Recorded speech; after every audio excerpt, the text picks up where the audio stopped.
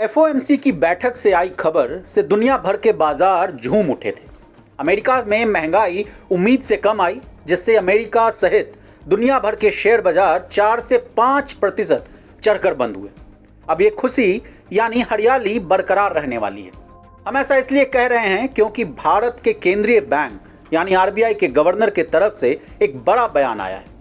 अब क्या है पूरी खबर और इसका सरोकार आपके इन्वेस्टमेंट यानी निवेश से कैसे जुड़ा है, ये सब हम आपको इस रिपोर्ट में बताने जा रहे हैं। असल में रिजर्व बैंक ऑफ इंडिया के गवर्नर शक्तिकांत दास के मुताबिक भारत में अक्टूबर की मुद्रास्फीति की दर यानी इन्फ्लेशन रेट कम रहने वाला है।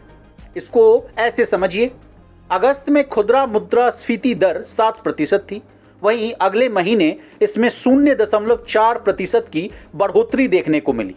यानी सितंबर में खुदरा मुद्रास्फीति दर 7% से बढ़कर 7.4% हो गई थी। अब अक्टूबर का महंगाई दर का आंकड़ा सोमवार को आने वाला है। इसी को लेकर रिजर्व बैंक ऑफ इंडिया के गवर्नर शक्तिकांत दास ने कमेंट किया है। शक्तिकांत दास के मुताबिक अक्टूबर में मुद्रास्फीति की दर 7% से कम रहेगी। बता दें, अमेरिका में भी महंगाई का दर 8.2% रहने का अनुमान था, लेकिन इसमें गिरावट देखने को मिला। वहां महंगाई का दर 8.2% से घटकर 7.7% पर आ गया था। यूएस में महंगाई मार्च 2022 के बाद पहली बार 8% के नीचे आया है। अब शक्तिकांत दास ने इकोनॉमी के बारे में और क्या क्या कमेंट किया, ये भी जान लीजिए।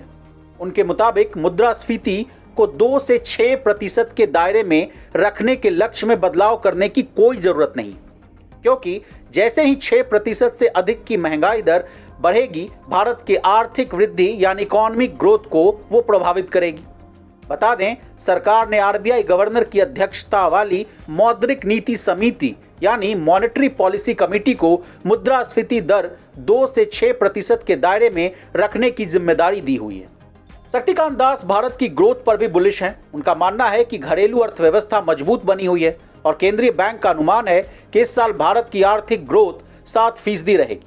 दास के मुताबिक भारत की बैंकिंग सेक्टर मजबूत स्थिति में है और इसमें वर्तमान हालत में ग्रोथ के अच्छे आंकड़े दिख रहे हैं। बता दें, भारत पर विदेशी एनालिस्ट और ग्लोबल रेटिंग एजेंसीज भी बुलिश है।